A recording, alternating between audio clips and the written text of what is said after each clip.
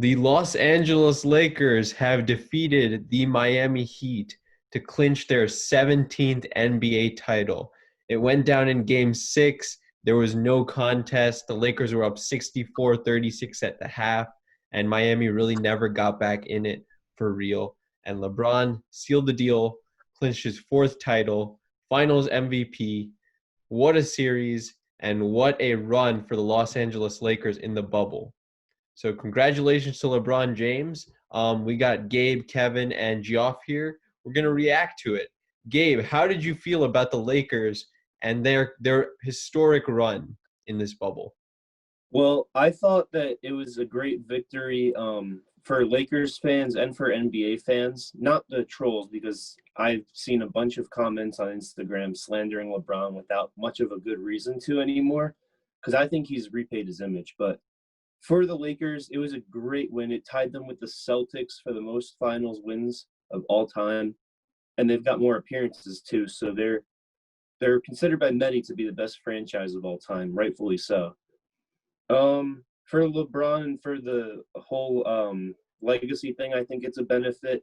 They did it for Kobe Bryant, obviously. Rest in peace to Kobe Bryant, his daughter Gianna Bryant, the pilot, the rest of the passengers. It's such a tragedy, but this was one amazing thing that came out of the bubble was them winning. And I don't think they had an easy path, people like to say. I just think they made their opponents look a lot worse than they really are. Yeah, that's a great point. A lot of people, LeBron haters, want to discredit their title by saying they had easy opposition, the circumstances were unfavorable. But I think we do need to give LeBron some respect because he silenced all of his doubters. He pretty much said, "Give me my damn respect" in that press conference at the end.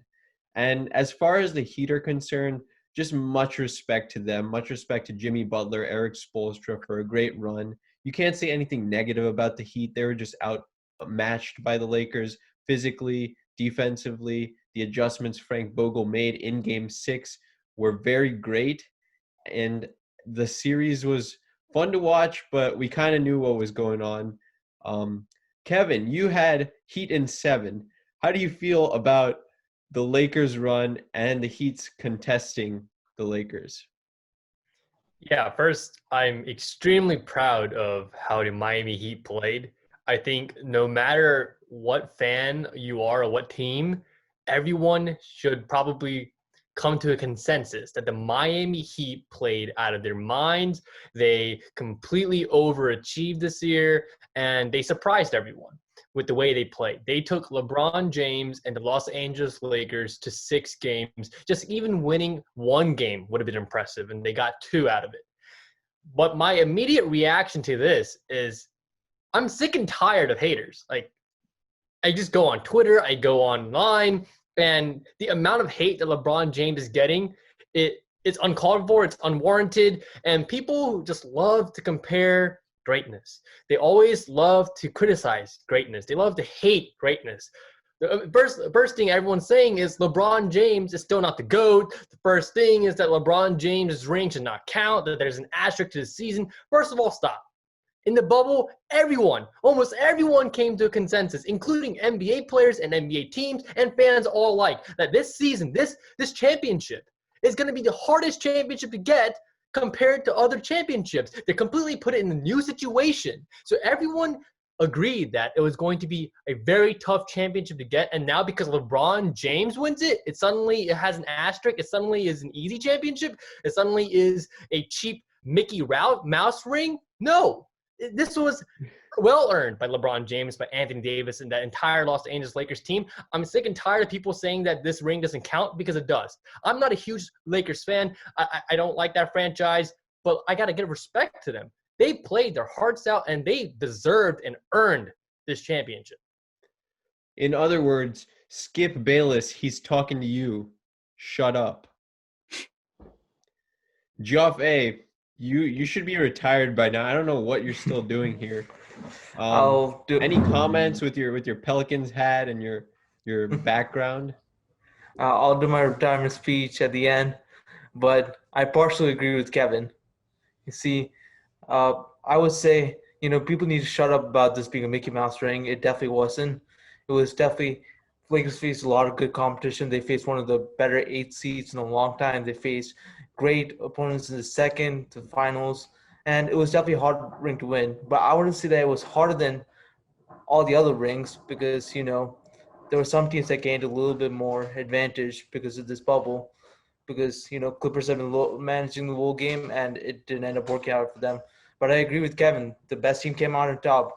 I wish Miami Heat didn't have so many injuries, but I don't think it would have changed the result much. It would have been more competitive. It might have gone to a game 7, but I still think the Lakers would have won. And LeBron James, great win for him. His legacy has improved dramatically. He's 4-6 in the finals now, but I don't think he's better than Jordan. I think MJ is still the GOAT. This is the issue. This is the issue. I still think MJ is. How are you going to sit here and say that you're tired of the criticism LeBron James is getting, and you just completely make this about Michael Jordan? What does Michael Jordan have anything to do with this? LeBron James just won his 4th ring, and we should be celebrating and appreciating that greatness. Why are you here saying, oh, I still don't think LeBron's better than Michael Jordan? That is not the conversation here. Why do we always have this need and this inherent need to always compare greatness? Why? Because people are bringing it up. People saying that LeBron is the greatest all time now. And I think it's good to have conversations like this. You always have to compare who is a better player. Is basically basketball. It's like, no, I think having conversations who is a better player. But hating, that's the majority. I'm not hating. I agree that LeBron James is solidified as the 2nd best player of all time. I just don't think that he's still the greatest player of all time. I still think that belongs to MJ. What's the point of saying it? Gabe, I did not hear myself, Gabe, or Serge say that that LeBron James is the greatest player of all time here. So why do you have to bring it up that Michael Jordan is still the best player of all time? Because no one here said LeBron James is the best player of all time. Because people say that, not y'all, but there are other people. There are other people. There are other people, like in Twitter, how people say that LeBron won the Mickey Mouse ring. There are also people that say that LeBron is the greatest of all time. And I feel like it's a valuable argument that I should bring up that he still isn't. And that's my belief, at least. In Geoff A's defense, the fact that LeBron has such a great accomplishment, that directly in itself sometimes points to the conversation of LeBron being amongst the greats. And now people see it as a milestone. He has his 4th title. He has it with a 3rd different team. And so, people are always going to compare. People are going to find reasons to hate one or the other. Our generation really loves LeBron. Stephen A. and Max are firm on that MJ train. But I think there's no definitive answer here. There's always going to be debate. There's always going to be 2 sides to it. And this is one of those instances where you just have to pay respect to each player. And right now is LeBron's time. So I think what Kevin was saying, we just need to give LeBron his damn respect right now. Yeah, and just like to piggyback on that, I do not hate on Michael Jordan or LeBron James. And I also think that having good debate is good, right? It's good for the sports community, having these conversations. And look, there's nothing wrong about comparing players, but when that comparison involves hating on someone, especially hating one of the all-time greats, one of the players who has had such a huge impact and influence on not only the basketball world, but for the global community, then there's your problem. These players should not be living in people's heads rent-free. I don't know why people are letting themselves be consumed with hate for a person that doesn't even know their existence.